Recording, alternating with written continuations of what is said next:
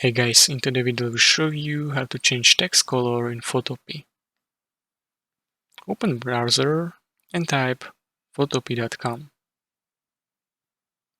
Once on the site, you have option to create a new project or open an existing one. Click on Add New Project and select Template or Create New Project. Wait for reload. On the right side, you will see components of selected project. Click on the text component you want to edit.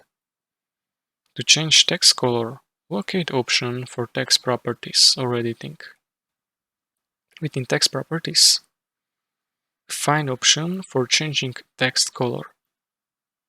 Click on this color option and color picker should appear. Choose your desired color for text. You can experiment with different hues.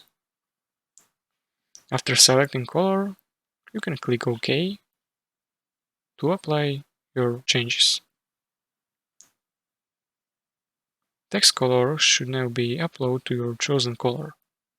If you want to undo any changes, you can use the Ctrl-Z keyboard shortcut to repeat the previous state. And that's it. You have successfully changed color of text in Photopea. If you found this tutorial helpful, consider subscribing and liking the video.